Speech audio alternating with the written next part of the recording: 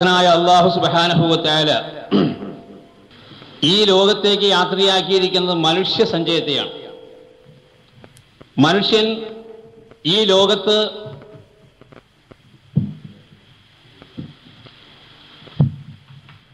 മനുഷ്യനിർമ്മിതമായ ധാരാളം മതങ്ങൾ ഉണ്ടാക്കി. മനുഷ്യനാണ് മതത്തിന് സ്ഥാനം കൽപ്പിച്ചത്. അല്ലാഹു സുബ്ഹാനഹു വ തആലയെ അനുസരിക്കുക എന്നുള്ള ഒരേ ഒരു അടിസ്ഥാനപരമായ വിശ്വാസം മാത്രമാണ് അള്ളാഹു മനുഷ്യനിലേക്ക് ആദ്യം കൊടുത്തത്. അത് ഒന്ന് മാത്രമേ ഈ ലോകത്തിനുള്ളൂ. ഒരു മലയാള കവി പറയുകയുണ്ടായി, വരുത്തു നൂറ്റാണ്ടിനിടയ്ക്കൊരിക്കലി മരുപ്പറമ്പാമുലകത്തിനീശ്വരൻ ഒരൊറ്റ വൃക്ഷത്തെ നടുന്നു ബാന്ധരായി വരുന്നവർക്കുത്തമ വിശ്രമത്തിനായി. പെരുത്ത് നൂറ്റാണ്ടിനിടയ്ക്ക് ഒരിക്കലി മരുപ്പറമ്പാമുലകത്തിനീശ്വരൻ. ഈ കാലമാകുന്ന മരുഭൂമിയിൽ ദൈവത്തെ അനുസരിക്കുക എന്നുള്ള ഒരേ ഒരു വൃക്ഷത്തെയാണ് നട്ടിട്ടുള്ളത്. മറ്റൊന്ന് ഈ ലോകത്തില്ല എന്ന് ഒരു മഹാൻ പാടുകയാണ്. അപ്പൊ ദൈവാനുസരണം എന്നൊരു മതം അത് അള്ളാഹു അംഗീകരിക്കുന്നു. അതേ സ്ഥാനത്ത് 200-ലധികം മതങ്ങൾ ഈ ലോകത്തുണ്ട് എന്നാണ് ഇന്ന് കണക്കുകൂട്ടലുകൊണ്ട് മനസ്സിലാകുന്നത്. ഈ 200-ലധികം മതങ്ങളുണ്ട് എന്ന് വിശ്വസിക്കുന്നതായ നമ്മൾ സർവശക്തനായ അല്ലാഹു സുബ്ഹാനഹു വ തആല അവന്റെ കലാമിലൂടെ, അവന്റെ പരിശുദ്ധ ഖുർആനിലൂടെ നമ്മെ അറിയിക്കുകയാണ്, ഇലാഹുക്കും ഇലാഹും വാഹിദ്, നിങ്ങൾക്കൊരേ ഒരു ഇലാഹു മാത്രം. അതാരായിരുന്നാലും വേണ്ടില്ല എന്ന് പറഞ്ഞാൽ അവൻ ഹിന്ദുവായാലും ക്രിസ്ത്യാനി ആയാലും ബൗദ്ധനായാലും ജൈനനായാലും എല്ലാവരെയും സൃഷ്ടിച്ചവൻ ഒരേ സൃഷ്ടാവാണ്. എല്ലാവരെയും രക്ഷിക്കുന്നവൻ ഒരേ രക്ഷിതാവാണ്. എല്ലാവരെയും സംഹരിക്കുന്നവനവൻ തന്നെയാണ്. നമ്മൾ റബ്ബുൽ ആലമീൻ എന്ന് പറയാറുണ്ട്. എന്താ അതിന്റെ അർത്ഥം? റബ്ബ് എന്ന് പറഞ്ഞാൽ ഈ റബ്ബിന്റെ വിവക്ഷ സൃഷ്ടിക്കുക, രക്ഷിക്കുക, സംഹരിക്കുക. ഈ 3 അധികാരം ആരിൽ നിക്ഷിപ്തമാണോ അവന് മാത്രമേ റബ്ബ് എന്ന് പറയൂ. അപ്പൊ റബ്ബ് എന്ന് പറഞ്ഞാൽ സൃഷ്ടിരക്ഷ സംഹാരകൻ ആണല്ലോ. അങ്ങനെയുള്ളവനെ അല്ലാതെ ആരാധിക്കാൻ സാധ്യമല്ല. ഈ കാണുന്നതെല്ലാം അല്ലാഹു പറയുന്നു, ഹുവല്ലദീ ഖലഖലകും മാ ഫിൽ അർദി ജമീആ. ഈ കാണുന്നത് മുഴുവനും നമുക്ക് വേണ്ടിയാണ് അല്ലാഹു സൃഷ്ടിച്ചിരിക്കുന്നത്. അപ്പൊ ഈ കാണുന്നതെല്ലാം നമുക്ക് വേണ്ടി സൃഷ്ടിക്കുകയും നമ്മളെ അവന്റെ യഥാർത്ഥ അടിമകളാക്കി ജീവിക്കാൻ വേണ്ടി നമ്മളോട് പ്രോത്സാഹനം നൽകുകയും ആദ്യത്തെ മനുഷ്യനായ ആദം നബി അലൈഹിസ്സലാം മുതൽ അല്ലാഹു സുബ്ഹാനഹു വ തആല അവന്റെ നിയമങ്ങൾ ഈ ലോകത്തിലേക്ക് നടപ്പാക്കുകയും ചെയ്തു. എന്നാൽ ഈ നിയമങ്ങളെല്ലാം മനുഷ്യൻ അല്ലാഹു പ്രദാനം ചെയ്തിട്ട്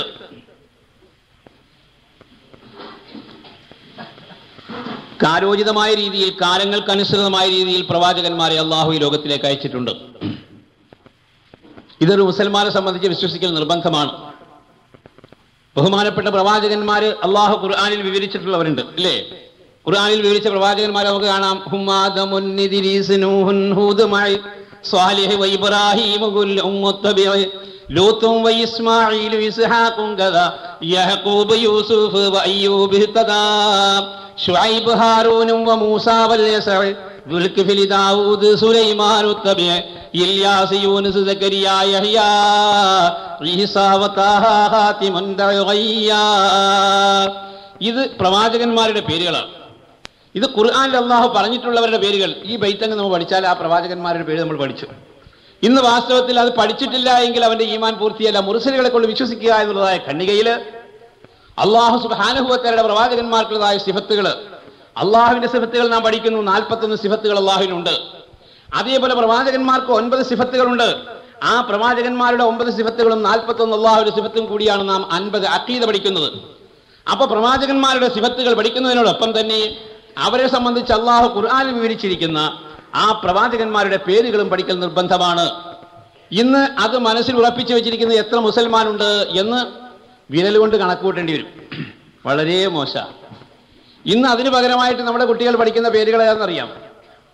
ഇന്ന് അതിന് പകരമായിട്ട് നമ്മുടെ കുട്ടികൾ പഠിക്കേണ്ടതും ഇന്ന് ഈ നബിമാരുടെ പേരിന് പകരം നബിമാരുടെ പേരായിട്ട് നിങ്ങൾക്ക് അറിഞ്ഞുകൂടാ. അതേ സ്ഥാനത്ത് വേറെ പേര് ചോദിച്ചാൽ അസ്മാഉഹും എംജി ശിവാജി ഭാരതി യശസ് രാജേന്ദ്രൻ സുരയ്യ മാലതി വി എസ് സരോജ ഭാസിഹും മനസീറ ബഹദൂർദി കുറിശി വ കൊട്ടാരക്കര ജയാഹലൻ വഹീദ ജോണി വാക്കര ജമിനി ഗണേശൻ സുമരാജി ഗഫൂറ സത്യൻ ലളിത പത്മിനി ഓരാഗിണി സന്ധ്യ സരോജ സുമ പി ജെ ആന്റണി. ഈ പേരാണ് നമ്മുടെ മക്കൾ പഠിക്കുന്നത്. നോണല്ല, നമ്മളെ കുട്ടികളിൽ നിന്ന് പഠിച്ചുകൊണ്ടിരിക്കുന്ന പേര് അതാണ്. എന്നിട്ട് ഈമാൻ ശരിയാകുമെന്നാണ് വിശ്വാസം. ഇന്ന് ചെറിയ പൊടിമക്കളുണ്ടല്ലോ, അവർ വരെ ഇതിലേക്കാണ് നീങ്ങിക്കൊണ്ടിരിക്കുന്നത്. എന്ന് പറഞ്ഞാൽ ഈ കഴിഞ്ഞ ഒരു 2-3-4 ആഴ്ചകൾക്ക് മുൻപ് എനിക്കൊരു അനുഭവം ഉണ്ടായി. ഞാൻ അവിടെ ഒരു ചെറിയൊരു 4ാം ക്ലാസ് വരെയുള്ള ഒരു സ്കൂളുണ്ട്. അപ്പോൾ അതിൻ്റെ ഒരു PTA പ്രസിഡൻ്റായിട്ട് ഒരു 5-6 കൊല്ലമായിട്ട് എന്നെയാണ് തിരഞ്ഞെടുത്തേക്കുന്നത്. എനിക്ക് പ്രസിഡന്റ് ആകാനുള്ള യോഗ്യത ഒന്നുമില്ല, എന്നാലും ആളുകളൊക്കെ കൂടി എന്നെയാണ് പ്രസിഡന്റാക്കി വെച്ചേക്കുന്നത്. അപ്പോൾ ഈ സ്കൂളിൽ എന്തെങ്കിലും കാര്യങ്ങൾ വന്നാൽ വ്യാഴാഴ്ച ദിവസമാണ് തീരുമാനിക്കൽ. അപ്പോൾ വ്യാഴാഴ്ച അവർ പറയും മൗലവിയുള്ള ദിവസം വ്യാഴാഴ്ചയാണ്, അതുകൊണ്ട് പ്രസിഡന്റ് ഉള്ള ദിവസം തീരുമാനിക്കാമെന്നൊക്കെ വെച്ചിട്ട് വ്യാഴാഴ്ച ദിവസം മീറ്റിംഗ് വെക്കും. അപ്പോൾ ഞാൻ വീട്ടിൽ വന്നു എന്ന് അറിഞ്ഞാൽ ഹെഡ് മാഷ് ആളെ അയക്കും, ഇങ്ങനെ ഒരു കാര്യമുണ്ടെന്ന് പറഞ്ഞു. എനിക്ക് ഒരു ദിവസം ഹെഡ് മാഷ് ആളെ അയച്ചു. ഞാൻ അവിടെ ചെന്നപ്പോൾ 1ാം ക്ലാസ്സിൽ പഠിക്കുന്ന 2 കുട്ടികൾ, നമ്മളെ മുസ്ലിം കുട്ടികളാണ്, അപ്പോൾ കളിക്കാൻ വിട്ടിരിക്കുന്ന കുട്ടികളാണ്. 1ാം ക്ലാസ്സിൽ പഠിക്കുന്ന കുട്ടികളാകുമ്പോൾ അവർക്ക് പല കളികളും ഉണ്ടാവില്ല. ഇപ്പം ഈ ആൺകുട്ടികളുടേതായ സ്വഭാവത്തിൽ കളിക്കും, പെൺകുട്ടികൾ പെൺകുട്ടികളുടെ സ്വഭാവത്തിൽ കളിക്കും. അപ്പൊ ഈ 2 ആൺകുട്ടികൾ എന്നിട്ട് ഒരുത്തൻ ഇങ്ങനെ നിൽക്കാം. അപ്പൊ അവൻ പറയുന്നത് ഞാൻ മമ്മൂട്ടിയാണ്. ഈ മോലക്കുടി മാറാത്ത മോനാണ് ഈ പറയണത്. മമ്മൂട്ടിയാണെന്ന്. മറ്റവൻ പറയുന്നത് ഞാൻ മോഹൻലാലാണെന്ന്. എങ്ങനെയുണ്ട്? ഇതാണ് കുട്ടികളുടെ ഹൃദയത്തിൽ ആദ്യം ഊട്ടി ഉറപ്പിക്കണത്. ശരിയാകുമോ നിങ്ങൾ ചിന്തിച്ചു നോക്കുക.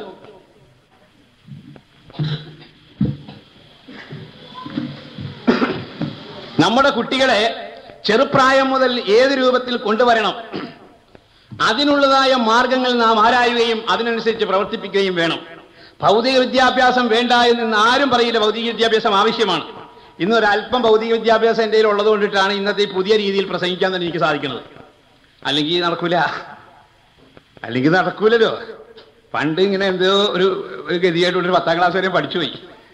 അപ്പോ ആ ഒരു ഇതുകൊണ്ടിട്ടാണ് ഇന്ന് ഈ രൂപത്തിൽ എനിക്ക് നിങ്ങളുടെ മുമ്പിൽ കയറിക്കാൻ സാധിക്കുന്നത്. അതുകൊണ്ട് ഭൗതിക വിദ്യാഭ്യാസം വേണ്ട എന്ന് ഞങ്ങൾക്ക് അഭിപ്രായമില്ല. പക്ഷെ ഒരു കാര്യമുണ്ട്, ഭൗതിക വിദ്യാഭ്യാസം ഈ ലോകത്തേക്ക് മാത്രമുള്ളതാണെന്നും പാരത്രികമായ ഗുണം കരസ്ഥമാക്കണമെന്നുണ്ടെങ്കിൽ ആത്മീയ വിദ്യാഭ്യാസം ആവശ്യവുമാണ്. അപ്പൊ അതിന്റെ അടിസ്ഥാനത്തിൽ ഈ മഹാന്മാരായ ആളുകൾ നമ്മൾ ഇന്ന് പ്രതിപാദിക്കാൻ പോകുന്ന ബഹുമാനപ്പെട്ട പ്രവാചകൻ ഇബ്രാഹിം നബി അലൈഹിസ്സലാം. ഇബ്രാഹിം നബി അലൈഹിസ്സലാമിനെ പോലെയുള്ളതായ മഹാന്മാരായ ആളുകളുടെ ചരിത്രങ്ങളെല്ലാം നാം പഠിക്കുമ്പോൾ ആ പ്രവാചകന്മാർ എന്തിനു വേണ്ടി ഇവിടെ വന്നു എന്ന് നാം മനസ്സിലാക്കണം. ഏത് കാലഘട്ടത്തിലാണ് പ്രവാചകന്മാർ വരുന്നത് എന്ന് നാം നോക്കണം.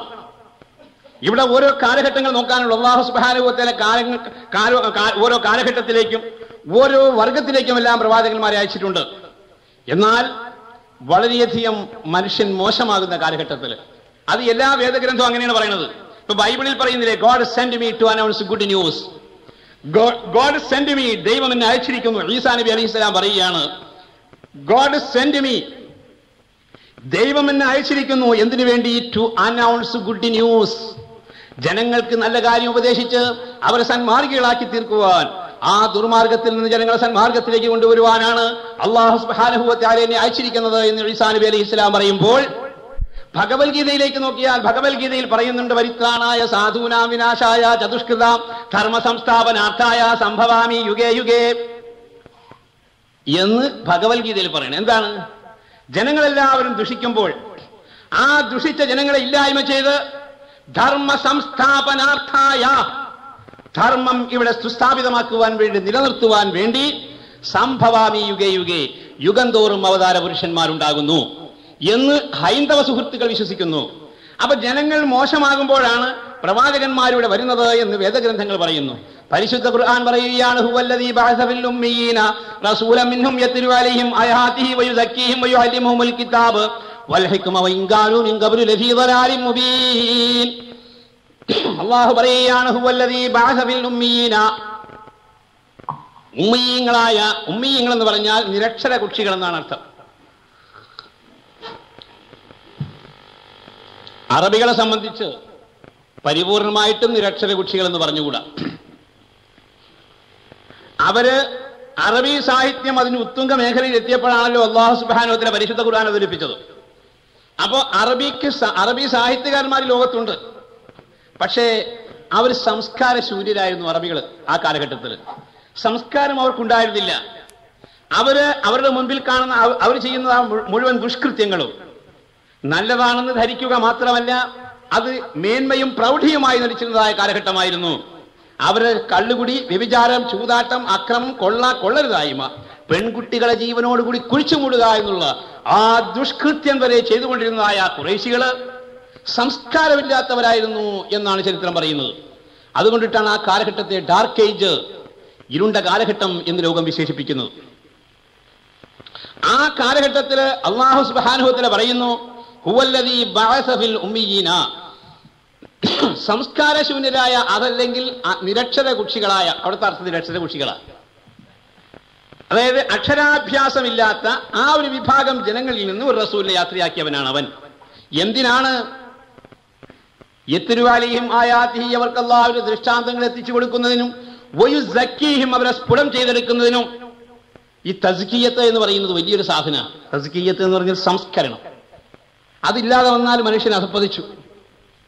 ഇവിടെ മനുഷ്യന് തസ്കിയത്താണ് പ്രവാചകന്മാർ കൊടുത്തിരിക്കുന്നത്. അത് നമ്മുടെ മക്കൾക്ക് കൊടുക്കേണ്ട ഒരു സാധനമാണ്.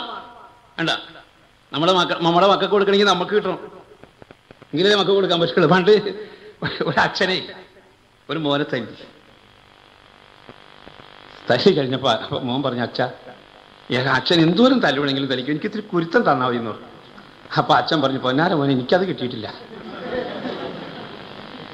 ഈ കുരുത്തം എന്ന് പറയുന്ന സാധനം പിന്നെ ഞാനെങ്ങനെ മോനിക്ക് തരിക? എന്റെ അച്ഛൻ്റെ കയ്യിൽ നിന്ന് എനിക്ക് കുരുത്തം കിട്ടിയെങ്കിലല്ലേ എനിക്ക് എന്റെ മോനിക്ക് കൊടുക്കാൻ പറ്റുള്ളൂ. എന്നതുപോലെ പ്രവാചകന്മാരുടെ ആ തസ്കിയത്ത് ആ മഹാന്മാരായ പ്രവാചകന്മാരിൽ നിന്നും ആ സാധാരണക്കാരായ നമ്മളിലേക്ക് വന്നാൽ നമ്മളിൽ നിന്ന് നമ്മുടെ സന്താനങ്ങൾ കൊടുക്കണം. ഈ തസ്കിയത്ത് എന്ന് പറയുന്നതായ സംസ്കരണം, അതാണ് അല്ലാഹു സുബ്ഹാനഹു വ തആല ഈ ലോകത്തിനെ ഈ ഉയർത്തിയത്. വയുസക്കീഹിം, കണ്ടോ, അവരെ സംസ്കാര സമ്പന്നരാക്കുവാൻ, അവരെ സംസ്കരിച്ചെടുക്കുവാൻ, അവരെ സ്ഫുടം ചെയ്തെടുക്കുവാൻ. വയുഅല്ലിമുഹുൽ കിതാബ്, അല്ലാഹുവിന്റെ ഗ്രന്ഥങ്ങൾ അവർക്ക് പഠിപ്പിച്ചു കൊടുക്കുന്നതിനും വേണ്ടി അവരിൽ നിന്ന് റസൂലിനെ യാത്രയാക്കിയവനാണ് അവൻ. അപ്പോൾ ആ ജനങ്ങൾ എങ്ങനെയുള്ളവരായിരുന്നു? ലഫീ ളലാലിൻ മുബീൻ, ജനങ്ങൾ പ്രത്യക്ഷമായ വഴികേടിലായിരുന്നു.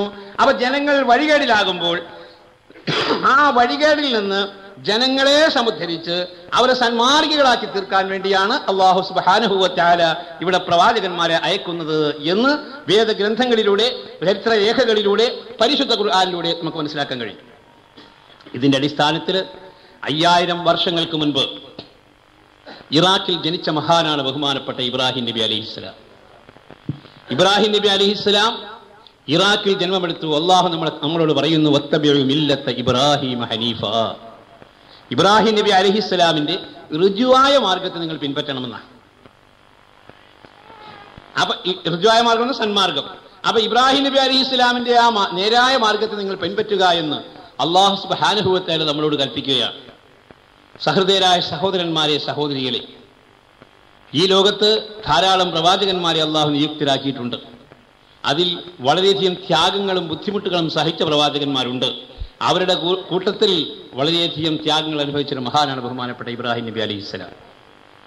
ഈ ലോകത്ത് ആ പ്രവാചകന്മാരുടെ സ്മരണകൾ നിലനിർത്തുന്ന ഒരേ ഒരു സമുദായം മുസ്ലിമുകൾ മാത്രമാണ്. അപ്പൊ നമ്മളെല്ലാവരും പറയും, ഇപ്പോ ലോകം എല്ലാവരും അംഗീകരിക്കണം, ഒരു ജാതി, ഒരു മതം, ഒരു ദൈവം, മനുഷ്യനെന്നല്ലേ. ജാതിഭേദം മതദ്വേഷം ഏതുമില്ലാതെ സർവരും സോദരന്യേന വാഴുന്ന മാതൃകാ സ്ഥാനമാണിത്, അല്ലേ? ഒരു ജാതി, ഒരു മതം, ഒരു ദൈവം, മനുഷ്യരെല്ലാവരും ഒന്നാണ്. സംഗതി ശരിയാണ്.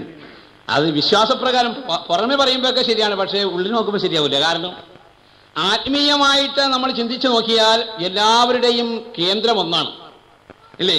റഹ്മാൻ റഹ്മാൻ എന്ന് മുസ്ലിം വിളിക്കും, ഭഗവാൻ ഭഗവാൻ എന്ന് ഹിന്ദു വിളിക്കും, ഈശോ ഈശോ എന്ന് ക്രിസ്ത്യൻ വിളിക്കും.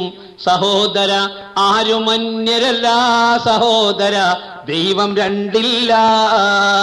എല്ലാവരുടെയും ദൈവം ഒന്ന് തന്നെയാണ്. ഇവിടെയുള്ളതായ ചെറവന്റെയും പുലയന്റെയും പാണന്റെയും എന്ന് വേണ്ട എല്ലാവരുടെയും സർവ്വജനങ്ങളുടെയും റബ്ബ് ഒന്ന് തന്നെയാണ്, യാതൊരു വ്യത്യാസവുമില്ല. അതേ അവസരത്തിൽ അവനിലേക്ക് അടുക്കാൻ ഉപയോഗിക്കുന്നതായ വഴികൾ വ്യത്യസ്തങ്ങളാണ്. പക്ഷെ അത് അടുക്കേണ്ടത് എങ്ങനെയെന്ന് ഇസ്ലാം നമുക്ക് പഠിപ്പിച്ചു തരികയാണ്. അള്ളാഹുവിലേക്ക് അടുക്കേണ്ടതായ മാർഗങ്ങൾ പ്രവാചകന്മാർ നമുക്ക് നൽകിയിട്ടുണ്ട്. ആ മാർഗങ്ങളാണ് നാം മനസ്സിലാക്കേണ്ടത്. അതിനാണ് അള്ളാഹു ഈ പ്രവാചകന്മാരുടെ ചരിത്രങ്ങളെല്ലാം പരിശുദ്ധ ഖുർആനിൽ കൊടുത്തുകൊണ്ട് നമ്മളെ സന്മാർഗത്തിലേക്ക് ക്ഷണിക്കുന്നത്. ആയതിനാൽ ഇവിടെ ബഹുമാനപ്പെട്ട ഇബ്രാഹിം നബി അലൈഹി ഇസ്ലാം ജന്മമെടുത്ത കാലഘട്ടം എങ്ങനെയുള്ള ആയിരുന്നു എന്ന് നോക്കണം. 5000 വർഷങ്ങൾക്ക് മുൻപ്. ആ കാലഘട്ടത്തെ ലോകം വിശേഷിപ്പിക്കുന്നത് സ്റ്റോൺ ഏജ് എന്നാണ്. സ്റ്റോൺ ഏജ് എന്ന് പറഞ്ഞാൽ ശിലായുഗം. ഈ ശിലായുഗത്തെ സംബന്ധിച്ച് ചിന്തിച്ചു നോക്കുകയാണെങ്കിൽ അന്നത്തെ ജനങ്ങൾ വളരെ ക്രൂരന്മാരായിരുന്നു. ക്രൂര ജനങ്ങളായിരുന്നു അന്നുണ്ടായിരുന്നവര്. പരസ്പരം സ്നേഹമെന്നത് അവർക്ക് ഉണ്ടായിരുന്നതേയില്ല. തന്നെയുമല്ല, അവര് ആയുധങ്ങൾ നിർമ്മിച്ചിരുന്നത് തന്നെ ഈ പാറകൾ വെട്ടിയെടുത്ത് അതിൽ നിന്നെല്ലാമായിരുന്നു ആയുധങ്ങൾ നിർമ്മിച്ചിരുന്നത്. ഇങ്ങനെയെല്ലാം ആ കാലഘട്ടത്തെ അതുകൊണ്ട് സ്റ്റോൺ ഏജ് എന്ന് വിശേഷിപ്പിച്ചു. നിൽക്കട്ടെ, ആ ജനങ്ങള് ധാർമ്മികമായി അധപ്പതിച്ച കാലഘട്ടത്തിൽ ഇറാഖിന്റെ ഭരണസാരഥ്യം നമ്രൂദിന്റെ കയ്യിലേക്ക് എത്തിയതായ കാലഘട്ടത്തിലായിരുന്നു അവിടേക്ക് അല്ലാഹു സുബ്ഹാനഹു വ തആല പ്രവാചകനായ ഇബ്രാഹിം നബി അലൈഹി ഇസ്ലാമിനെ അയക്കുന്നത്. അതുകൊണ്ട് നമ്രൂദിന്റെ ദുർഭരണം നാടൊട്ടാകെ അടക്കി ഭരിച്ചോ നാലാണ് അവരുടെ കാലത്ത്. നാടിനെ രണ്ടായി കാട്ടിയവർ കൊടി നാട്ടിയത് അതിബഹുഹീലത്ത്. നമ്രൂദിൻ കഥ കേട്ടിട്ടാകെ നടുങ്ങിടും പല ഭാഗത്ത്. നല്ലതൊരിറ്റ് കുടിക്കാനില്ലാതല്ലിരുട്ടിയ ചുണ്ടത്ത്. കൈപ്പാണൊക്കെയുമെന്നാലും കഥ കയ്യാങ്കളിയുടെ മുറ്റത്ത്. കാണാമേതിനുമില്ലൊരു ദൈവം കൽബിനകത്തൊരു ഹാജത്ത്. കൽപ്പന വിട്ടാൽ ചൊൽപ്പടി വേണം നിൽപ്പവനാരാ നമ്രൂദ്. അല്പനൊരർത്ഥം കിട്ടിയിടും വിധി നൽപ്പാണവനത് തീരാത്. അല്പൻ അർത്ഥം കിട്ടിയാൽ അർദ്ധരാത്രി ഉടപിടിക്കുക എന്നൊന്നുണ്ടല്ലോ. എന്നതുപോലെയാണ് നമ്രൂദിന് അധികാരം കയ്യിൽ കിട്ടിക്കഴിഞ്ഞപ്പോൾ. അധികാരം കയ്യിൽ വന്നതോടുകൂടി എന്താണ് ചെയ്യേണ്ടതെന്നറിയാതെ അവൻ സാക്ഷാൽ ഇലാഹിനെ മറന്നുകൊണ്ടുള്ളതായ പ്രവർത്തനങ്ങളായിരുന്നു ചെയ്തിരുന്നത്. പിന്നെ ഇങ്ങനെയുള്ള ചില ആളുകൾക്ക് അധികാരം കിട്ടുമ്പോൾ എന്തൊക്കെ പ്രവർത്തിക്കണമെന്ന് അറിയാൻ പറ്റൂല. ചില ആളുകൾ അങ്ങനെയാണ്. പണ്ടത്തെ ഇപ്പൊക്കെ പള്ളിയിൽ കമ്മിറ്റികളാണല്ലോ. പണ്ട് ഈ പള്ളി കാരണവന്മാർ വരും. ഒരു കാരണവർ മരിച്ച വേറൊരാൾ കാരണവരാവും. ആ നാട്ടിലും ഏറ്റവും പ്രായമുള്ള ആള്. അങ്ങനെ ഒരു ഇത്തിരി മുത്തക്കപ്രായ ഒരാളുണ്ടായിരുന്നു നാട്ടിൽ. അങ്ങനെ മൂപ്പര് ഒരാൾ മരിച്ചപ്പോൾ മൂപ്പര് കാരണവരായി. മൂപ്പര് കാരണവരായതിനു ശേഷം മൂപ്പര് എന്നൊക്കെ വലിയ സ്ഥിതിയിൽ നടക്കുള്ളൂ. ആരെ കണ്ടാലും പള്ളി വേണേട്ടാ പള്ളി. അന്നത്തെ പള്ളി കാരണവന്മാരെ പറഞ്ഞാൽ പിന്നെ ഒരു രക്ഷയില്ല. അപ്പൊ ഒരു മീൻ കച്ചവടക്കാരൻ്റെ ഇവിടെ അവനതിലെ പോകുമ്പോ എന്താ പള്ളിയിലാക്കുന്നത് കാരണവരെ ഞാൻ അവിടെ നിസ്കാരപ്പള്ളി ഞങ്ങളുടെ അവിടെയുള്ള നിസ്കാരപ്പള്ളിയിലാണ് നിൽക്കിരിക്കുമ്പോൾ എല്ലാ ഒക്കത്തിലും വന്ന് നിൽക്കിരിക്കാൻ എനിക്ക് പറ്റൂല. അതൊന്നും പറയാൻ പറ്റില്ല. ഇവിടെ വന്ന് നിസ്കരിച്ചോളാം. നടക്കൂലേട്ടാ കാരണവരെ. അവത് പറയാണ്ട് പറ്റൂല. അങ്ങനെ കുറച്ച് ദിവസം കഴിഞ്ഞപ്പോൾ ഇവന്റെ വാപ്പ മരിച്ചു. ഈ മീൻ കച്ചവടക്കാരൻ്റെ പള്ളിയിൽ വന്നു. ഇപ്പൊ കാരണം എന്താടാ എന്റെ വാപ്പ മരിച്ചു. വാപ്പ മരിച്ചേ ഞാൻ പറഞ്ഞ പള്ളിയിൽ വരണം. അങ്ങനെയൊന്ന് പള്ളിയിൽ വന്നില്ലെങ്കിൽ വാപ്പ മരിക്കൂല്ലേ? പള്ളിയിൽ വന്നാലും വന്നില്ലെങ്കിലും വാപ്പ മരിക്കുമല്ല പറഞ്ഞോണ്ട് നീ ഒരു കാര്യം ചെയ്യ്, ഒരു 4 ഹംക്കളെ വിളിച്ചിട്ടുണ്ടാന്നു. പള്ളിക്കാരനൂര് പറയണേ ചെയ്യാണ്ട് പറ്റൂലല്ലോ. പക്ഷെ ആ മുത്തക്കബർ കാണിച്ചതാ. നീ പോയിട്ടേ 4 ഹംക്കളെ വിളിച്ചിട്ടുണ്ടാന്നു. ഇവൻ ചെയ്യാൻ പറ്റും. ഇവൻ പോയി ഹംക്കളെ വിളിക്കാം. ഹംക്കളെ അന്വേഷിച്ച് പോയി. കുറെ ദൂരം ചെന്നപ്പോണ്ട് ഒരുത്തൻ്റെ സഞ്ചിയായിട്ട് ഇങ്ങനെ ഓടുക. ഒരുത്തൻ്റെ സഞ്ചി കൊണ്ട് ഇങ്ങനെ ഓടുന്നു. എന്താണ് സഞ്ചി ഓടുന്നത്? ഒന്നുമില്ല, ഞാൻ വീട്ടിലൊരു വിരുന്നേരം വന്നിട്ടുണ്ട്. ആരാണ്? എൻ്റെ ഭാര്യന് മുമ്പ് പ്രേമിച്ചിരുന്നൊരു കാമുകൻ ഉണ്ടായിരുന്നു. അവൻ അവിടെ വന്നിട്ടുണ്ട്. അപ്പൊ അവനെ ഒന്ന് തക്കരിക്കാൻ വേണ്ടിയിട്ട് സാധനങ്ങൾ വാങ്ങാൻ പോയിരുന്നുള്ളൂ. അപ്പൊ ഇവൻ ആലോചിച്ചടാ, ഇവന്റെ പെണ്ണിനെ മുമ്പ് പ്രേമിച്ചിരുന്നു. വീട്ടിൽ വന്നിട്ട് ആ പെണ്ണിനെ അവനെയും കൂടെ ഒറ്റക്കാക്കിയിട്ട് സാധനം മേടിക്കാൻ പോണ ഒരു ഹംക്കാണ്ട. 4 ഹംക്കിനെയല്ല വേണ്ടത്. എടാ എന്നോട് പള്ളിക്കാരനോടെ കണ്ട് ചെല്ലാൻ പറഞ്ഞു. പള്ളിക്കാരനോട് ചെല്ലാൻ പറഞ്ഞു പറഞ്ഞാൽ പോകാണ്ടിരിക്കാൻ പറ്റൂല. പോയി. അങ്ങനെ നിൽക്കും വേണ്ട ഒരുത്തന്നെ ചെറിയ കുട്ടീനെ നടത്തിയിട്ട് വലിയ കുട്ടീനെ എടുത്തുള്ളൂ. വലിയ കുട്ടീനെ എടുത്തേക്കാണ്, ചെറിയ കുട്ടിയെ നടത്തിയേക്കണം. പിന്നെന്താ നമുക്കിടാ? ഏയ് താൻ തന്നെ ഈ ചെറിയ കുട്ടീനെ നടത്തിക്കൊണ്ട് വലിയ കുട്ടീനെ എടുത്തേക്കണത്? അതൊന്നുമല്ല, ഈ നടക്കണത് എൻ്റെ കുട്ടിയാണ്, നടക്കണത് അവൻ്റെ കുട്ടിയാണ്. ഇതിൻ്റെ തള്ള മരിച്ചുപോയി, ഇതിൻ്റെ ഉമ്മ മരിച്ചുപോയി. ഇപ്പൊ ഞാനൊരു പെണ്ണ് കെട്ടിയിട്ടുണ്ട്. അവളെ മുമ്പ് കെട്ടിച്ചതിലുള്ള കുട്ടിയാണിത്. ഓ എടാ നമുക്ക്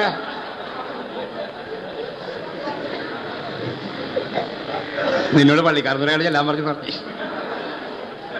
പുറകെ മൂപ്പരും പോയി. പുറകെ മൂപ്പരും ചെന്ന്.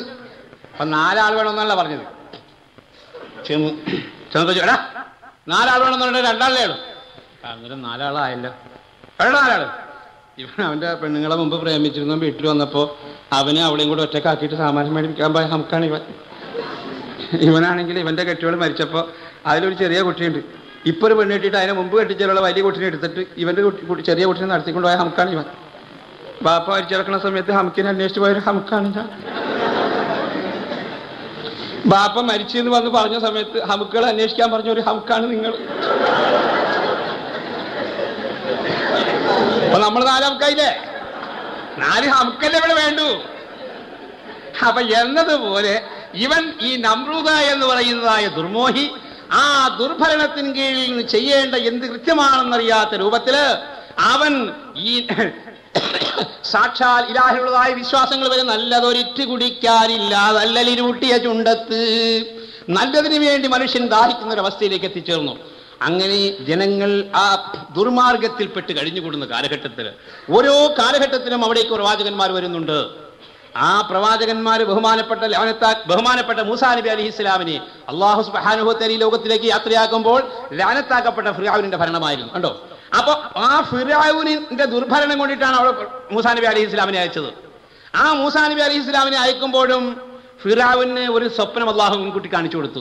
എന്നതുപോലെ നമ്രൂദിനും അള്ളാഹു ഒരു സ്വപ്നം കാണിച്ചു കൊടുക്കുന്നുണ്ട്. എന്താണ്? നേരം പോക്കല്ലെന്നൊരു സ്വപ്നം കണ്ടിട്ടാകെ ഭയന്ന് നേരറിയാനായ ആളുകളേറെ കൂടുന്നേ നേടിയ സമ്പത്താടിയൊതുങ്ങും പോലെന്നുള്ളിൻ്റെ ഉള്ളിൽ എത്ര വിചിത്ര മോടികളൊക്കെ കൂറുന്നേ കണ്ടകലത്തിൽ മാനത്തമ്പിളി ചെണ്ടുലയുന്നൊരു മുറ്റത്ത് പണ്ടില്ലാത്തൊരു താരം പെട്ടെന്നുണ്ടായെന്നൊരു നേരത്ത് ഇണ്ടലകത്തുന്നാകയും ഒന്നായി തുണ്ടുമുറിക്കണ ഭാഗത്ത് പൂണ്ടുപിടിച്ചിട്ടാകയും അവനുടെ തൊണ്ട വരണ്ടൊരു നേരത്ത് നേരം പോക്കല്ലെന്നൊരു സ്വപ്നം കണ്ടിട്ടാകെ ഭയന്ന് ഭയാനകമായൊരു സ്വപ്നം കണ്ട് നമ്രൂദ് ഞെട്ടി ഉണരുകയാണ്. എന്താണ്? ആകാശം നിറയെ നക്ഷത്രങ്ങളും ചന്ദ്രനും പ്രകാശിച്ച മനോഹരമായൊരു രാത്രി. ആകാശം നിറയെ നക്ഷത്രങ്ങളും ചന്ദ്രനും പ്രകാശിച്ച മനോഹരമായൊരു രാത്രിയില് എവിടെ നിന്നോ ചെറിയ ഒരു നക്ഷത്രം അവിടെ പ്രത്യക്ഷപ്പെട്ടപ്പോൾ എല്ലാ നക്ഷത്രങ്ങളും ചന്ദ്രനും മറഞ്ഞുപോയി, അപ്രത്യക്ഷമായി പോയി. ഇത് ഇവനെ വല്ലാതെ വേദനിപ്പിച്ചു. അങ്ങനെ താനീ കണ്ടതായ സ്വപ്നം അതെന്താണ്, അതിന്റെ വ്യാഖ്യാനം എന്താ എന്ന് മനസ്സിലാക്കുവാൻ ഉടനെ സ്വപ്ന വ്യാഖ്യാതാക്കൾ മുഴുവൻ വിളിച്ചു വരുത്തുകയാണ്. എന്നിട്ട് മാഞ്ഞു കഴിഞ്ഞ മാനത്തമ്പിളി മാറി നിന്നതിനാലെ കാഞ്ഞ മനസ്സിൻ വേദന ചൊല്ലിക്കേഴുന്നേ താളലയങ്ങൾ ചേരാതങ്ങിന പാടും പല്ലവിയൊന്നിൻ നീളമനേകം നീട്ടി വരച്ചിട്ടോതുന്നേ. അങ്ങനെ നമ്രൂദ് ഈ സ്വപ്നം കണ്ടതിന്റെ വിവക്ഷ മനസ്സിലാക്കുവാൻ വേണ്ടി ആ ദർബാറിലേക്ക് തന്റെ സ്വപ്ന വ്യാഖ്യാതാക്കളെ മുഴുവൻ വിളിച്ചിരുത്തി അവരോട് ഈ വിവരങ്ങൾ പറയുകയാണ്. ഞാൻ ഇങ്ങനെ സ്വപ്നം കണ്ടു, ആകാശം നിറയെ നക്ഷത്രങ്ങളും ചന്ദ്രനും പ്രകാശിക്കുന്ന നല്ലൊരു രാത്രിയിൽ ചെറിയൊരു നക്ഷത്രം അവിടെ പ്രത്യക്ഷപ്പെട്ടതായ സമയത്ത് മറ്റുള്ള നക്ഷത്രങ്ങളെല്ലാം മറഞ്ഞുപോയി. ഇതിന് കാരണമെന്ത് എന്ന് ചോദിച്ചതായ സമയത്ത് അവർ പറയുകയാണ്, മാഞ്ഞു കഴിഞ്ഞ മാനത്തമ്പിളി മാറി നിന്നതിനാലെ കാഞ്ഞ മനസ്സിൻ വേദന ചൊല്ലിക്കേഴുന്നേ താളലയങ്ങൾ ചേരാതെങ്ങിന പാടും പല്ലവിയൊന്നിൻ നീളമനേകം നീട്ടി വരച്ചിട്ടോതുന്നേ നാടുഭരിക്കും രാജാവിൻ കഥ ചുട്ടുകരിക്കാനായിട്ട് നട്ടല്ലുള്ളോരാൻ കുഞ്ഞിൻ പൂമൊട്ടി ചിരിക്കണ കണ്ടിട്ട് തൊട്ടു വിളിച്ചിട്ടോതും പുതിയൊരു കൊട്ടാരെ കഥ നൊന്തിട്ട് കൊട്ടും കുഴലും എടുത്ത് വിളംബരമൊട്ടാകയിൽ ചോറായിട്ട് നേരം പോക്കല്ലെന്നൊരു സ്വപ്നം കണ്ടിട്ടാകെ ഭയന്ന്. ഉടനെ നമ്രൂദിനോട് പറയുകയാണ്, നിങ്ങൾ കണ്ടതായ സ്വപ്നം ഭയങ്കരമാണ്. ഇന്ന് ഈ നാട് ഭരിച്ചുകൊണ്ടിരിക്കുന്ന രാജാവിന്റെ ഇന്നത്തെ ആചാരങ്ങളെയും സംസ്കാരങ്ങളെയും സ്വഭാവങ്ങളെയും എല്ലാം ദൂരീകരിച്ച് ഇവിടെ പുതിയൊരു സംസ്കാരം ഇവിടെ കാഴ്ചവെക്കുവാൻ വേണ്ടി ഒരു കുട്ടി ഇവിടെ ജനിക്കാൻ പോകുന്നുണ്ട്. അതാണ് നിങ്ങൾ കണ്ടതായ സ്വപ്നം എന്ന് സ്വപ്ന വ്യാഖ്യാതാക്കൾ അതിന് മറുപടി പറഞ്ഞു കൊടുത്തു. അപ്പൊ തനിക്കെതിരായിട്ടൊരു കുട്ടി ഇവിടെ വരാൻ പോകുന്നു എന്നാണ് സ്വപ്ന വ്യാഖ്യാതാക്കൾ എന്ന് മനസ്സിലായത്. ഉടനെ അവൻ തീരുമാനമെടുത്തു, എതിരിൽ വരുമാ കുട്ടിയാരെന്നറിയുകില്ലെന്നോർത്തവൻ ഏകി ഒരു വിധിയാരും ഇനിമേൽ സന്തതികളെ നിർത്തുവിൻ. ഒരൊറ്റ ഓർഡറാ, ആർക്കും ഒരൊറ്റ കുട്ടികളും ജനിക്കാൻ പാടില്ല. സുബ്ഹാനല്ലാഹ്, മനുഷ്യന്റെ വികാരത്തിന് കടിഞ്ഞാടുന്ന നിയമം. ഈ നിയമങ്ങൾക്കൊക്കെ ഒരു ഇതുണ്ടല്ല. ഏതൊരു വിഷയവും ഇസ്ലാമിലേക്ക് നോക്കുമ്പോഴാണ് ഇസ്ലാമിന്റെ വിശാലമായ നിയമസംഹിത നമുക്ക് മനസ്സിലാക്കാൻ കഴിയും. ഇസ്ലാമിൽ ചില ആളുകൾ പറയും ഒന്നുമില്ല, ഇസ്ലാമിലുള്ളത്രയും മറ്റൊന്നുമില്ല. ഇവിടെ വികാരത്തിന് വരെ വില കൽപ്പിച്ച ഒരു സമുദായമാണ് ഇസ്ലാം. നമ്മൾ എന്ത് മനസ്സിലാക്കിയപ്പോ ഇപ്പൊ നിങ്ങൾ ചില പാട്ടുകൾ കേൾക്കണില്ലേ? 2-4 വർഷം മുമ്പ് നിങ്ങൾ വന്ന് 8-10 നാളുകൾ മാത്രം വീട്ടിൽ നിന്ന് അതിലുണ്ടായ ഒരു കുഞ്ഞിന് 3 വയസ്സിന്ന് അവനെന്നും ചോദിക്കും ബാപ്പായ എവിടെന്ന് ഓടിച്ചാടി കളിക്കും മോൻ ബാപ്പാനെ മാടി മാടി വിളിക്കും. അത് കാണുമ്പോൾ ഉടഞ്ഞിടും ഇടനെഞ്ഞു പിടഞ്ഞിടും പൂങ്കുഞ്ഞി പൈതലല്ലേ ആ മുഖം കാണാൻ പൂതി നിങ്ങൾക്കുള്ളിൽ എന്ന ചില പാട്ടുകളൊക്കെ നിങ്ങൾ കേൾക്കാറുണ്ടല്ലേ? വാസ്തവത്തിൽ അത് ഈ യുഗത്തിൽ പാടാം, ഇസ്ലാമിക യുഗത്തിൽ പാടാൻ സാധ്യമല്ല. അവിടെയാണ് വ്യവസ്ഥ. ഇസ്ലാമിക ഭരണകൂടമുള്ള ഒരു രാജ്യത്തും പാടാൻ സാധ്യമല്ല സഹോദരന്മാരെ. ഇസ്ലാമിന്റെ നിയമം അതാണ്. ഈ ലോകം ഭരിച്ചതിൽ നിന്ന് ഏറ്റവും നല്ല ഭരണകർത്താവ് എന്ന് ലോകം സംബന്ധിച്ച ബഹുമാനപ്പെട്ട ഉമർ ഫാറൂഖ് റളിയല്ലാഹു അൻഹു. Umar is A practical leader of A political administration of Islam. ഇസ്ലാമിന്റെ രാഷ്ട്രീയ സിദ്ധാന്തങ്ങളെ അതിന്റെ തനതായ രൂപത്തിൽ ഇവിടെ കാഴ്ചവെച്ച മഹാനാണ് ബഹുമാനപ്പെട്ട ഉമർ ഫാറൂഖ് റളിയല്ലാഹു അൻഹു. ലോകം സംബന്ധിച്ചു ഈ ഭാരതത്തിന് സ്വാതന്ത്ര്യം കിട്ടിയതായ കാലഘട്ടത്തില് ബഹുമാനപ്പെട്ട പണ്ഡിറ്റ് ജവഹർലാൽ നെഹ്റു ഉൾക്കൊള്ളുന്ന ആ വലിയ സഭയിൽ വെച്ചുകൊണ്ട്, അതേപോലെ ഇവിടെയുള്ളതായ രാഷ്ട്രീയ നേതാക്കന്മാരുടെ മധ്യത്തിൽ നിന്നുകൊണ്ട് പാറ്റ്നയിൽ വെച്ച് മഹാത്മാഗാന്ധി പ്രഖ്യാപിച്ചു, ഇവിടെ യഥാർത്ഥത്തിൽ സമാധാന ഭരണം ആഗ്രഹിക്കുന്നുണ്ട് എങ്കിൽ ഉമറിന്റെ ഭരണം ഈ ഭാരതത്തിൽ വരണം എന്ന് ഈ ലോകത്തോട് പ്രഖ്യാപിച്ചു. കാരണം എന്താണ്? ഉമർ ഫാറൂഖ് റളിയല്ലാഹുവിന്റെ ഭരണം നീതിയുക്തമായിരുന്നു, ലോകം സമ്മതിച്ചതാണ്. അങ്ങനെയുള്ള നീതിയുക്തമായ ഭരണം ഈ ലോകത്ത് അങ്ങനെ ഒരു കുട്ടിയോട് പ്രസവിക്കാൻ സാധ്യമല്ല സഹോദര. അതാണല്ലോ ബഹുമാനപ്പെട്ട തഴവ മുഹമ്മദ് മുസ്ലിയാർ പറഞ്ഞില്ലേ, ഈ നീതിയുക്തമായ ഭരണത്തിലേക്ക് നാം കണ്ണോടിച്ചാൽ മഹാനവറുകൾ പറയുകയാണ്, ഭരണത്തിലെല്ലാം നീതി ചെയ്താൽ ഇന്ന് ദീർഘായുസതിനുണ്ടെന്ന് നബി പറയുന്നു. ചെയ്യുന്ന പക്ഷമനീതി എന്നാൽ പിന്നെ കബറൊന്നു വേഗം വെട്ടണം അതുതന്നെ. വഴിമധ്യ രാത്രിയിൽ കണ്ടടോ തൽഹത്തവർ ഫാറൂഖ് അമീറുൽ മുഅ്മിനീൻ സയ്യിദ് ഉമർ. തൽഹത്തിനെ കാണാതെ അമീർ കുതിക്കുന്നതായി, അറിയാതെ പിന്നിൽ തൽഹത്തും തുടരുന്നതായി. സുഹൃത്തുക്കളെ, ആലോചിച്ച് നോക്കണം. നീതിമാനായ ഉമർ ഫാറൂഖ് റളിയല്ലാഹുവിന്റെ ഭരണകാലം മഹാനവറുകൾ ഈ രാത്രി സമയങ്ങളിൽ എല്ലായിടത്തും ഇങ്ങനെ നടക്കും. എന്തിനാണ്? തന്റെ പ്രജകൾ വല്ല ബുദ്ധിമുട്ടും വിഷമം അനുഭവിക്കുന്നുണ്ടോ എന്നറിയാൻ. അങ്ങനെ ഒരു ദിവസം താനിങ്ങനെ രാത്രി പോകുമ്പോൾ വഴി മധ്യരാത്രിയിൽ കണ്ടടോ തൽഹത്തവർ ഫാറൂഖ് അമീറുൽ മുഅ്മിനീൻ സയ്യിദ് ഉമർ. ബഹുമാനപ്പെട്ട ഉമർ ഫാറൂഖ് റളിയല്ലാഹുവിന് രാത്രി ഇങ്ങനെ പോണത് തൽഹത്ത് റളിയല്ലാഹുവിന് കണ്ടു. അപ്പോ തൽഹത്ത് വിചാരിച്ച് എവിടേക്കാണ് ഉമർ പോണെന്ന് അറിയണമെന്ന് വിചാരിച്ചിട്ട് തൽഹത്തിനെ കാണാതെ അമീർ കുതിക്കുന്നതായി, അറിയാതെ പിന്നിൽ തൽഹത്തും തുടരുന്നതായി. ഉമർ ഫാറൂഖ് എന്നവർ പോയപ്പോ ഉമർ ഫാറൂഖ് എന്നവരുടെ പിന്നാലെ അറിയാതെ തൽഹത്ത് എന്നവരും കൂടി. അങ്ങനെ നടന്ന് ഉമർ ഫാറൂഖ് റളിയല്ലാഹു അൻഹു എന്ത് ചെയ്തെന്നറിയാമോ? വേഗം നടന്ന് കടന്ന അമീർ കുടിലൊന്നിലെ ഇത് ചള്ളു പണിയെന്നുള്ളിലും തൽഹത്തിലെ. രാത്രി പാതിരാ സമയത്ത് ബഹുമാനപ്പെട്ട ഉമർ ഫാറൂഖ് റളിയല്ലാഹു അൻഹു മഹാനവറുകള് ഇങ്ങനെ നടന്ന് ചെന്ന് കയറിയ ഒരു ചെറ്റപ്പുരയിലേക്കായിരുന്നു, ഒരു കുടിലേക്ക്. പച്ചപ്പാതിരാക്ക് ചെറ്റക്കുടിലേക്ക് കയറുന്നത് എന്തിനാണെന്ന് ഇപ്പൊ ഞാൻ പറയണു. ഇത് മനസ്സിലാക്കിയിട്ടാണ് തൽഹത്ത് റളിയല്ലാഹു അൻഹു ഇത് ചള്ളു പണിയെന്നുള്ളിലും തൽഹത്തിലെ. ഇവിടുത്തെ ഭരണകർത്താവാണല്ലോ ഇതൊരു ചള്ളു പണിയായി പോയി, മോശം പണിയായി പണി ചെയ്തത്. എങ്കിലും ഭവനം അതേതെന്നറിയുവാൻ തരമില്ല, അതിനാലെ തൽഹത്തെന്നതിൽ കടന്നില്ല. ഏത് വീടാണത് എന്ന് മനസ്സിലായില്ല. പക്ഷേ ഈ വീടിനെ മനസ്സിലാക്കി വെച്ചുകൊണ്ട് തൽഹത്തെന്നവർ പോയി. നേരെ വെളുക്കട്ടെ, ഞാൻ നോക്കിയേക്കാം, മനസ്സിലാക്കിയേക്കാം ഇതാരാണ് ഇവിടെ ഉള്ളത് എന്ന് നാം മനസ്സിലാക്കാമെന്ന് കരുതിക്കൊണ്ട് അങ്ങനെ അതിരാവിലെ കാണുന്നതാ ശരിയെന്ന് ഓർത്തിട്ടുടൻ തൽഹത്ത് മടങ്ങുന്നു. നേരം പുലർന്നു വരുന്നടോ തൽഹത്ത് ചോദിച്ചുകൊണ്ട് കടന്ന് കുടിലിനകത്ത്. കണ്ട, നേരം വെളുത്തു. തൽഹത്ത് റളിയല്ലാഹു അൻഹു ആ വീട്ടിലേക്ക് വന്നു. അപ്പൊ ഒരു വീട്ടിലേക്ക് വരുമ്പോ ആ വീട്ടുകാരൻ സലാം ചെല്ലണമെന്ന് ഇസ്ലാമിന്റെ നിയമമുണ്ട്. ഏത്? നമ്മളങ്ങനെ ഓടിച്ചിട്ട് എന്ന് പറയാണ്ട് കയറരുത്. ഒരു വീട്ടിലേക്ക് ഓടിയാണ്ട് കയറാൻ പാടില്ല. ഖുർആൻ എന്തൊക്കെയാണ് നമുക്ക് പഠിപ്പിച്ചേക്കണമെന്ന് അറിയാമോ? ഖുർആനിൽ പറഞ്ഞില്ലേ, യാ അയ്യുഹല്ലദീന ആമനൂ ലാ തദ്ഖുലൂ ബുയൂതൻ ഗൈറ ബുയൂതികും ഹത്താ തസ്തഅനിസു വതുസല്ലിമു അലാ അഹ്ലിഹാ. യാ അയ്യുഹല്ലദീന ആമനൂ, യ സത്യവിശ്വാസികളെ, ലാ തദ്ഖുലൂ ബുയൂതൻ ഗൈറ ബുയൂതികും, നിങ്ങൾ നിങ്ങളുടേതല്ലാത്ത വീടുകളിലേക്ക് പ്രവേശിക്കരുത്. ഹത്താ തസ്തഅനിസു വതുസല്ലിമു അലാ അഹ്ലിഹാ, ആ വീട്ടുകാരന് സലാം ചൊല്ലിയിട്ടും വീട്ടുകാരന്റെ അനുവാദത്തോടും കൂടി അല്ലാതെ ഒരിക്കലും മറ്റൊരാളുടെ വീട്ടിലേക്ക് നാം പ്രവേശിക്കാൻ പാടില്ല. കണ്ട, ഇസ്ലാമിന്റെ നിയമമാണതൊക്കെ. പക്ഷേ നമ്മളത് മനസ്സിലാക്കാനുണ്ട്. ഇത് നമ്മളിപ്പോ അങ്ങനെ പോവും, എന്തെങ്കിലുമൊക്കെ നമ്മൾ നിയമമൊന്നും നോക്കിയിട്ടല്ല ജീവിക്കണത്. മഹാന്മാര് ഭയപ്പെട്ടിരുന്നു. കണ്ടാ, അള്ളാഹുവിന്റെ ആ ആയത്തുകളില് ഭയപ്പെട്ട മഹാന്മാരായിരുന്നു. ലോകം കിടുകിടാ വിറപ്പിച്ച ഉമറുൽ ഫാറൂഖ് റളിയല്ലാഹു അൻഹു പരിശുദ്ധ ഖുർആനിന് മുമ്പിൽ വിറച്ചതായ സംഭവം നമുക്ക് കാണാം. എന്താണ്? ഈ ആയത്ത് തന്നെയാണ് കാരണം. ബഹുമാനപ്പെട്ട ഉമറുൽ ഫാറൂഖ് റളിയല്ലാഹു അൻഹു ഒരു ദിവസം ഇങ്ങനെ ഒരു വഴിയിൽ കൂടി പോകുന്നതായ സമയത്ത് ഈ ആരുടെയും വീട്ടിലേക്ക് അനുവാദമില്ലാതെ കയറാൻ പാടില്ല എന്നല്ല ഖുർആൻ പറയണത്. പക്ഷേ മൂപ്പര് ഭരണകർത്താവാണ്. അനുവാദമില്ലാതെ കിടക്കരുതെങ്ങുമേ, അനർത്ഥങ്ങളും ദോഷങ്ങളും വന്നെത്തുമേ, ഒളിച്ചുള്ള നോട്ടം കേൾവിയും അന്യായമാ, വലാ തജസ്സസു ഇലാഹിൻ വാക്യമാ. ഒരു വീട്ടിൽ പല കാര്യങ്ങളും ഉണ്ടാകും. നമ്മൾ അവിടെ ചെന്നിട്ട് അവിടുത്തെ ഒരു രഹസ്യങ്ങളും അന്വേഷിക്കാൻ പോകരുത്. വലാ തജസ്സസു, നിങ്ങൾ അവിടെ ചുഴിഞ്ഞന്വേഷിക്കരുത്. കണ്ടാ, നമ്മളൊറ്റക്ക് പോയി എന്നിട്ട് ആ വീടിന്റെ ഉള്ളിൽ എന്തൊക്കെ നടക്കണമെന്ന് പറഞ്ഞിരിക്കുന്നു. അതല്ല, അതൊക്കെ ഇസ്ലാമിൽ വളരെ തെറ്റായ കാര്യമാണ്.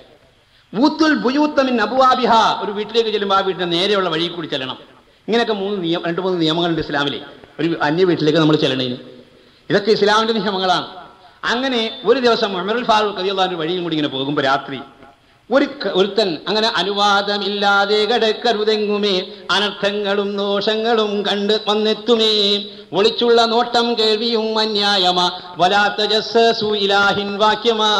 ശരിയായ വഴിയിൽ കൂടി വേണം ചെല്ലുവാൻ, അല്ലാതെ ചെന്നാലിടവരും ക്ലേശിക്കുവാൻ.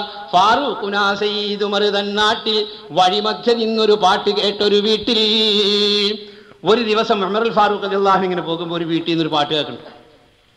പാട്ടത്ര പന്തിയായിട്ട് തോന്നിയില്ല മൂപ്പർക്ക്. വീടിന്റെ അകത്തുനിന്നാണ് പാട്ട്.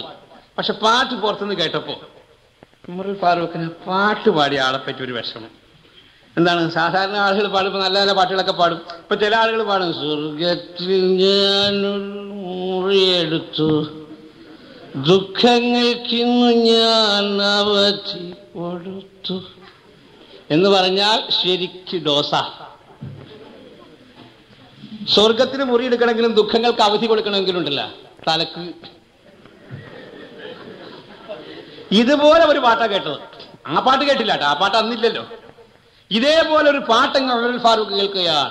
ഇത് കേട്ട മാത്രയിൽ താൻ ആലോചിച്ചു, തന്റെ നാട്ടിലൊരു മദ്യപാനിയും, തന്റെ നാട്ടിലൊരു മദ്യപാനി ഉണ്ടോ എന്നുള്ളതായ വിഷമം ഉമറുൽ ഫാറൂഖ് റളിയല്ലാഹു അൻഹു ചിന്തിച്ച് നോക്കുമ്പോൾ ഗേറ്റ് അടച്ചിരിക്കാം. വേഗം മതിലിന്റെ മീതെ ചാടിതാൻ അന്നേരം, കതകിന്റെ പഴുതിൽ കൂടി നോക്കുന്നേരം, കള്ളൻ കുടിച്ച് രസിച്ചുകൊണ്ടാ പാട്ട്, ഉടനെ പറഞ്ഞു തുറക്കടാ നീ പൂട്ട്. കള്ളും കുടിച്ച് രസിച്ച് കിടന്നിട്ട് മൂപ്പര് പാട്ട്. അപ്പൊ ഉമറുൽ ഫാറൂഖ് എന്നൊരു അന്നെങ്ങനെയാണ് ഗേറ്റ് പൂട്ടിയാക്കണ ആരും മതിലിന്റെ മുകളിൽ കൂടി ചാടി. പ്രധാനമന്ത്രിയാണ് ഈ പറയണത്. ഇങ്ങനത്തെ മന്ത്രിനെ കാണും. എന്നിട്ട് വീട്ടിൽ അധികം നോക്കുമ്പോൾ എന്താ മൂപ്പര് ലക്കിലായിട്ട് കിടന്ന് പാടുക. തുറക്കടാ വാതിലെന്ന് പറഞ്ഞു. ഉമറുൽ ഫാറൂഖ് എന്നൊരു ശബ്ദം കേട്ടപ്പോഴേക്കും ഇവന്റെ കള്ളും പോയി എല്ലാം പോയി. അങ്ങനെ പെട്ടെന്ന് വാതിലകത്ത് നിന്ന് തുറന്ന് പുലി പോലെ അമീറെ കണ്ടയാൾ വിറക്കുന്നേ. പുലി പോലെ നിൽക്കുന്നതായ ഉമറുൽ ഫാറൂഖ് റളിയല്ലാഹു അൻഹു കണ്ട് ഈ മദ്യപാനിയായ കള്ളുകുടിയനായ മനുഷ്യൻ വിറക്കുകയാണ്. അവൻ വിറവറായി വിറച്ചുപോയി. കാരണം അമീറുൽ മുഅ്മിനീൻ ഉമറുൽ ഫാറൂഖ് റളിയല്ലാഹു അൻഹു ആണ്. മഹാനവറുകളുടെ മുമ്പിൽ ആർക്കും രക്ഷപ്പെടാൻ സാധ്യമല്ല. അങ്ങനെയുള്ളതായ ഉമറുൽ ഫാറൂഖ് റളിയല്ലാഹു അൻഹുവിനോട് പ്രജയെങ്കിലും കൂസാദത പറയുന്നു, ഖുർആന്റെ വചനം കേൾക്കണേ അങ്ങൊന്ന്. സുഹൃത്തുക്കളെ, ആലോചിച്ച് നോക്കണം. ഇവിടെ democracy for the people, by the people, in the people എന്നൊക്കെ പറഞ്ഞു വാദിക്കുന്ന ആധുനിക ജനാധിപത്യ രാഷ്ട്രമേ നീ ചിന്തിക്കൂ. നീ ഒന്ന് മനസ്സിലാക്കണം. ജനങ്ങൾക്ക് വേണ്ടി ജനങ്ങളാൽ തിരഞ്ഞെടുക്കപ്പെടുന്നതായ ഭരണാധികാരികളോട് ഈ സാധാരണക്കാരനായ പ്രജയ്ക്ക് എന്തെങ്കിലും അവൻ ചോദിച്ചു പോയാൽ അവരിത് അറസ്റ്റിലാകുന്ന കാലഘട്ടമാണിത്. പക്ഷേ നീതി, ഈ ലോകത്ത് ഡെമോക്രസി എന്ന് പറഞ്ഞാൽ, ജനാധിപത്യ ഭരണം എന്ന് പറഞ്ഞാൽ എന്താണെന്ന് പഠിപ്പിച്ചത് ഇസ്ലാമാണ്. ഒരു സാധാരണക്കാരനായ ഒരു കള്ളുകുടിയനാണ് അവിടെ നിൽക്കുന്നത്. നീതിമാനായ ഉമറുൽ ഫാറൂഖ് റളിയല്ലാഹു അൻഹുവിനോട് ഈ കള്ളുകുടിയൻ പറയുകയാണ്, പ്രജയെങ്കിലും കൂസാദത പറയുന്നു, ഖുർആന്റെ നിയമം കേൾക്കമീറേ ഒന്ന്. അവിടെ നിന്നോട് കാഹിനിക്ക് പറയാനുണ്ട്. ഞാൻ അവിടുത്തെ കള്ളു കുടിച്ചു പോയി, തെറ്റാണ്. ഒരു തെറ്റ് മാത്രം ചെയ്തു പോയി ഞാൻ തങ്ങളെ, 3 എണ്ണമുണ്ട് തെറ്റ് പറയാൻ നിങ്ങളെ. ആരാ പറയുന്നത്? ഉമറുൽ ഫാറൂഖ് റളിയല്ലാഹു അൻഹുവിനോട് ഈ സാധാരണക്കാരനായ കള്ളുകുടിയൻ പറയുകയാണ്, മഹാനവർ നിങ്ങൾ പറയുന്നത് ശരിയാണ്, ഞാൻ കള്ളു കുടിച്ചു, തെറ്റാണ്, മേലത് ചെയ്യില്ല, ആവർത്തിക്കില്ല, ഇനി എന്നിൽ നിന്ന് തെറ്റ് സംഭവിക്കില്ല. ഖുർആനെതിരാണ് ഞാൻ ചെയ്തത്, സമ്മതിക്കാം. പക്ഷേ അതേ ഖുർആനെതിരെ നിങ്ങൾ ചെയ്തു പോയി. ഒരു തെറ്റ് മാത്രം ചെയ്തു പോയി ഞാൻ തങ്ങളെ, 3 എണ്ണമുണ്ട് തെറ്റ് പറയാൻ നിങ്ങളെ. പ്രസവം കാണാൻ പോയ പെണ്ണി ഇരട്ട പറ്റെന്ന് പറഞ്ഞ മാതിരി. ഏത് ഇവിടെ കേസ് പിടിക്കാൻ പോയ ആളുടെ പേരിൽ 3 കേസാ. എന്താണ്? ഒന്നാമത്തെ കേസ് പറയുന്നു, അനുവാദമില്ലാതിവിടമിൽ കടന്നൊന്ന്. എന്റെ വീട്ടിലേക്ക് വരാൻ നിങ്ങൾക്ക് അനുവാദമുണ്ടോ? ഖുർആൻ പറയുന്നു, യാ അയ്യുഹല്ലദീന ആമനൂ ലാ തദ്ഖുലൂ ബുയൂതൻ ഗൈറ ബുയൂതികും ഹത്താ തസ്തഅനിസൂ വതുസല്ലിമൂ അലാ അഹ്ലിഹാ. ഒരു ഒരുത്തന്റെ വീട്ടിലേക്ക് കയറി ചെല്ലുമ്പോൾ ആ വീട്ടുകാരന് അനുവാദം വേണം, ആ വീട്ടുകാരന് സലാം ചെല്ലണം. ഇത് രണ്ടും നിങ്ങൾ ചെയ്തിട്ടില്ല. മതിലിന്റെ മീതെ ചാടി നിങ്ങൾ വന്ന് രണ്ടാമത്തെ തെറ്റ്, ബുത്തുൽ ബുയൂത മിൻ അബ്വാബിഹാ. ഒരു വീട്ടിലേക്ക് വരുമ്പോൾ നേരെയുള്ള വഴി കൂടി വരണം, മതിൽ ചാടിയും പേരി ചാടിയും വരരുത്. കണ്ട, നിങ്ങൾ ചെയ്തിരിക്കുന്നതായ രണ്ടാമത്തെ തെറ്റതാണ്. മൂന്നാമതായിട്ട് വലാ തജസ്സസൂ, കതകിന്റെ പഴുതിൽ കൂടി നോക്കി. 3, ഇത് ന്യായമാണോ തങ്ങളെ പറഞ്ഞു കുടുങ്ങിയ സുഹൃത്തുക്കളെ ആലോചിക്കണം. വിഹർപ്പിൽ വിളിച്ചിട്ടതാ പറയുന്നു. അതാണ് ഖുർആന്റെ മഹത്വം. പരിശുദ്ധ ഖുർആൻ വാക്യം ഓതിക്കൊണ്ട് ഈ പാവപ്പെട്ട ഈ സാധുവായ ഒരുപക്ഷെ മദ്യപിച്ചിരിക്കുക, ആ മദ്യപാനിയായ മനുഷ്യൻ ഉമറുൽ ഫാറൂഖ് എന്നിവരോട് പറഞ്ഞപ്പോൾ വിയർപ്പിൽ ഉമർ കുളിച്ചിട്ടതാ പറയുന്നു, സഖിയേ എനിക്ക് വെറുക്കണേ ഇന്നൊന്ന്, അങ്ങനെ എനിക്ക് മാപ്പ് ചെയ്യണമെന്നാണ് ബഹുമാനപ്പെട്ട ഉമറുൽ ഫാറൂഖ് റളിയല്ലാഹു അൻഹു പറഞ്ഞത്. ഇങ്ങനത്തെ ഒരു ഭരണകർത്താവിനെ ലോകം കാണൂ സഹോദരന്മാരെ. അങ്ങനത്തെ നീതിയുക്തമായ ഭരണം നടത്തുന്ന ബഹുമാനപ്പെട്ട ഉമറുൽ ഫാറൂഖ് റളിയല്ലാഹു അൻഹുവിന്റെ കാലം. അങ്ങനെ മഹാനവറുകൾ ഈ വീട്ടിനുള്ളിലേക്ക് പോയല്ലോ, രാത്രി പോയല്ലോ. അപ്പൊ തൽഹത്ത് എന്നവർ ഇതേപോലെ ചോദിച്ചുകൊണ്ട് കിടക്കണം പിറ്റേ ദിവസം രാവിലെ. അങ്ങനെ അതിനാൽ നേരം പുലർന്നു വരുന്നടോ തൽഹത്ത് ചോദിച്ചു കൊണ്ട് കടന്നു കുടിലിനകത്ത്. അങ്ങനെ ചോദിച്ചിട്ട് വേഗം കുടിലിനകത്തേക്കുന്നു. ചെന്ന് നോക്കുമ്പോ എന്താ, മൂപ്പര് വിചാരിച്ചെന്താണ്, ഇവിടെ നല്ല സുന്ദരികളായ പെൺകുട്ടികൾ ഉണ്ടാകും. അതാണ് ഉമറുൽ ഫാറൂഖ് എന്നവർ വന്നതൊക്കെയാണ് തലേദിവസം കരുതിയത്, മനസ്സിലായി. പക്ഷെ ഇവിടെ വന്ന് നോക്കുമ്പോൾ എന്താണ്, പനനാര് കൊണ്ട് വരിഞ്ഞു കോർത്തൊരു കട്ടില്, പഴമുണ്ട് മൂടിയ കിഴവി രോഗമിലുണ്ടതിൽ. പനനാര് കൊണ്ട് വലിഞ്ഞു കെട്ടി ഉണ്ടാക്കിയതായ ഒരു കട്ടില്, അതിന്മേൽ ഒരു പഴയ മുണ്ടും പുതച്ച് കിടക്കുന്ന ഒരു കിഴവിയാണ് ബഹുമാനപ്പെട്ട തൽഹത്ത് റളിയല്ലാഹു അൻഹു കണ്ടത്. അങ്ങനെ ആ കിഴവിയുടെ അടുത്തേക്ക് ചെന്നിട്ട് ചോദിക്കുകയാണ്, നിങ്ങൾക്ക് സേവനം ചെയ്യുവാൻ ആരുണ്ട്? അല്ലതല്ലേ, നിങ്ങൾക്ക് ആരും ഇല്ല ഇവിടെ, ഞാൻ ആരെയും ഇവിടെ കാണില്ലല്ലോ. നിങ്ങൾക്ക് സേവനം ചെയ്യുവാൻ ആരുണ്ട്? അതിനുത്തരം എനിക്കെന്റെ സൃഷ്ടാവുണ്ട്. എന്നെ സൃഷ്ടിച്ചതായ റബ്ബല്ലാതെ എനിക്കാരും ഒരു സഹായത്തിന് എന്ന് പറഞ്ഞുകൊണ്ട് കണ്ണുനീരോടുകൂടി ആ സ്ത്രീ പറയുകയാണ്, രോഗത്തിലായി കിടപ്പായ നാൾ മുതൽ ഇന്നും ആരോ ഒരാൾ വരും രാത്രിയിൽ അടുത്തെന്നും. ഞാൻ രോഗിയായി കിടക്കുന്നതായ അന്നു മുതൽ എല്ലാ ദിവസവും രാത്രി എൻ്റെ അടുത്തേക്ക് ഒരാൾ വരാറുണ്ട്. തന്നെയുമല്ല, അദ്ദേഹം വന്നിട്ട് ചെയ്യുന്നത് എന്താണ്, കാഷ്ടിച്ച ചട്ടിയെടുത്തവർ നീക്കുന്നതാ, ശുദ്ധീകരിച്ചത് പിന്നെയും വെക്കുന്നതാ. ഞാൻ കാഷ്ടിച്ച് മൂത്രിച്ച് വെച്ചിരിക്കുന്നതെല്ലാം എടുത്ത് ദൂരെ കൊണ്ടുപോയി കളഞ്ഞ് വൃത്തിയാക്കി അത് വേണ്ട ആദ്യം അതുകൊണ്ടൊന്ന് വെക്കും. തന്നെയുമല്ല, സന്തോഷമുള്ള കലാമുകൾ പറയുന്നതാ, സന്താപമെല്ലാം തീർക്കുവാനുതകുന്നതാ. എന്നോട് നല്ല നല്ല വാക്കുകൾ പറയുകയും എന്നെ വൃത്തിയാക്കി കിടത്തുകയും എനിക്ക് വേണ്ടുന്ന എല്ലാ ഒത്താശകളും ചെയ്തുകൊണ്ട് രാത്രിയിൽ ഒരു മനുഷ്യൻ വരാറുണ്ട്. കൂടാതെ പൊതിയൊന്നഴിച്ചവർ ഭക്ഷണം നൽകുന്നതാ, സുബ്ഹാന റബ്ബി തൽക്ഷണം മടങ്ങുന്നതാ.